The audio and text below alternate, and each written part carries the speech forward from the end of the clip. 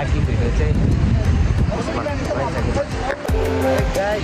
अब चाहिँ फाइनली अब रोमानियाको के भन्छ यो ब्ल्याक सीमा प्रवेश गरिसकेको ल। यही नै हो समुद्र, अरू केही छैन रोमानियाको जस्तो ठाउँ। अब यही हो कोस्टारिकामा एकदम रमाइलो यही हो समुद्र। गाइडहरू कता कता छन्, पुरा हामीले बोलिरहेको छौँ।